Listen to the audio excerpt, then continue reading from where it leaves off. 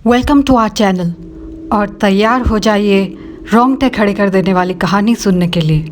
Disclaimer: इन कहानियों को सुनाने का उद्देश्य किसी प्रकार के अंधविश्वास को बढ़ावा देना नहीं है। इन्हें सिर्फ कहानियों के तौर पर सुने। अनदर डिस्क्लेमर: आप कहानी सुनने से पहले वॉशरूम जा सकते हैं, क्योंकि शायद कहानी सुनने के बाद वॉशरूम जाने की आपकी हिम्मत ना पड़े। वन लास्ट डिस्क्लेमर: आप अपने पास एक पानी का ग्लास भी रख सकते हैं, क्योंकि हो सकता है कहानी सुनने के बाद डर के मारे आपका गला सूख जाए और किचन में जाके पानी लाने की आपकी हिम्मत ना हो। तो चलिए आज की कहानी शुरू करते हैं।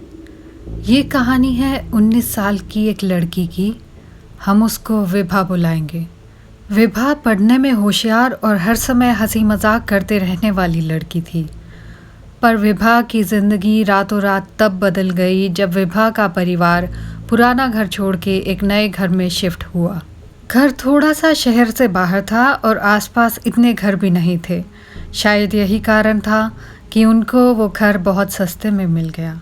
पर जो घर उन्होंने लिया था, उस घर के बिल्कुल सामने एक और घर था। पर उस घर को घर नहीं बोल सकते, क्योंकि वहाँ कोई नहीं रहता था और वो खंडर जैसा हो चुका था। शुरुआत के कुछ दिनों तक तो सब कुछ ठीक ठाक था, पर चीज़ें बिगड़ना तब शुरू हुई जब विभा के एग्ज़ाम्स नज़दीक आ गए। विभा अक्सर पढ़ाई करने के लिए देर रात तक जागा करती थी। उसके कमरे की खिड़की उस खंडर जैसे घर के बिल्कुल सामने खुला करती थी। एक रात की बात है, विभा जाग कर पढ़ाई कर रही थी कि तभी रात को तकरीबन 2-3 बजे उसे उस सुनसान घर में कुछ हलचल सुनाई दी। अंधेरा इतना था कि वो कुछ ठीक से देख नहीं पा रही थी, पर फिर भी जब उसने बहुत कोशिश की तो उसे ऐसा लगा जैसे उस खंडर जैसे घर के बाहर वाली दीवार पे कोई चल रहा है। विभा को लगा शायद कोई चोर उस दीवार पे खड़ा है, और ये देख के विभा बहुत डर गई। और पता नहीं विभा के दिमाग में क्या आया कि वो बहुत तेज़ चिल्ला के बोली, कौन है वहाँ? विभा के ऐसा बोलते ही वो जो हलचल हो रही थी वो वहीं के वहीं रुक गई। उसने इतनी तेज़ आवाज़ लगाई थी कि बगल के कमरे में उसके पिता जो सो रहे थे उनकी नींद खुल गई, और वो विभा के पास आके पूछने लगे कि विभा क्यों चिल्लाई। विभा ने जो भी बाहर देखा था उसके बारे में अपने पिता को बताया। उसके पिता ने अच्छे से बाहर नज़र दौड़ाई, पर उनको कुछ भी दिखाई नहीं दिया। उन्हें लगा ये विभा का वहम है, तो उन्होंने विभा को सोने के लिए बोल दिया। विभा भी जाके सो गई और सब कुछ नॉर्मल था। पर अगली रात विभा को पढ़ते हुए फिर से वही आवाज़ सुनाई दी।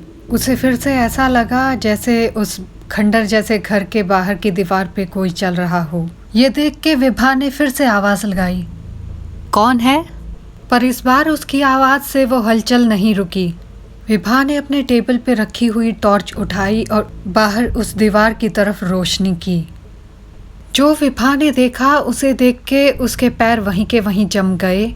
उसने देखा एक बहुत ही डरावनी शक्ल की औरत उस दीवार पे खड़ी है, और वो डरावनी औरत उसी की तरफ घूर रही थी।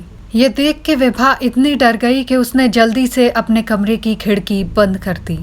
बहुत देर तक विभा को डर के मारे नींद भी नहीं आई, पर जैसे तैसे वो सो गई।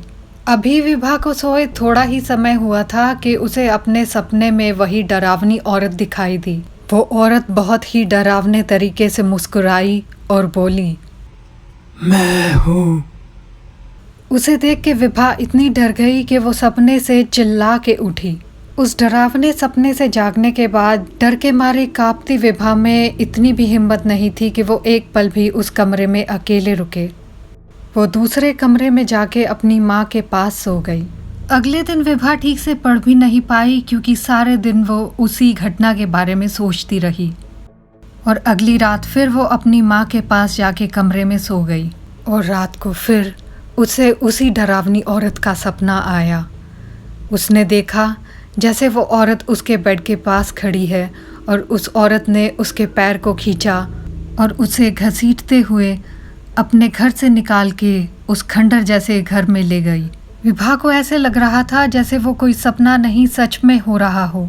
और जब ये सब हो रहा था, विभा सपने में ही अपने घर वालों को मदद के लिए आवाज लगा रही थी। वो डरावना सपना विभा की माँ की आवाज से टूटा। जैसे ही विभा का वो डरावना सपना टूटा, विभा अपने माँ के गले लग के फूट फूट के रोने लगी। जो विभा ने सपने में देखा था, उसे देख के वो बहुत सहम गई थी। उसने सारी कहानी अपनी माँ को सुनाई और जैसे ही अपने पैर की तरफ देखा, उसका चेहरा सफ़ेद पड़ गया। उसके पैर पे ऐसे निशान थे जैसे किसी ने उसके पैर को पकड़ के खींचा हो। इस घटना से सारा परिवार सहम गया था। अगले दिन कुछ रिश्तेदारों की सलाह देने के बाद विभा के माता पिता विभा को लेके एक बाबा जी के पास गए और जो भी विभा के साथ हुआ था वो सब बाबा जी को बताया। बाबा जी उन लोगों के साथ उनके घर आए और उन्होंने मुख्य द्वार पर एक अभिमंत्रित धागा बांधा। उसके बाद कई दिन तक उस घर में पूजा हुई और जब तक पूजा समाप्त नहीं हुई तब तक विभा को एक धागा बांधने के लिए दिया गया। उसके बाद सब सामान्य हो गया। उस दिन के बाद ना तो कभी विभा ने रात को अपने कमरे की खिड़की खोली और ना ही उसे वो डरावनी औरत दिखाई दी। तो ये थी आज की चुड़ैल की कहानी। वैसे आज की कहानी से ये शिक्षा मिलती है कि हमें रात को खिड़की खोल के नहीं सोना चाहिए। दिन में तो सूरज की रोशनी आती है, पर रात को खिड़की खोलने का क्या मतलब। अगर मैं विभा की जगह होती तो रात को तो क्या, मैं दिन में भी खिड़की बंद रखती, क्योंकि कौन देखना चाहेगा हर रोज अपनी आंखों के सामने एक सुनसान खंडहर जैसा मनहूस घर। मुझे सत्य घटनाओं पे आधारित कहानियाँ बहुत पसंद हैं। अगर आपके पास कोई कहानी है जो आपने किसी से सुनी या आपके साथ घटी या आपके किसी रिश्तेदार के साथ घटी, तो कृपया उसे मुझसे शेयर करें। अभी के लिए विदा लूँगी। धन्यवाद।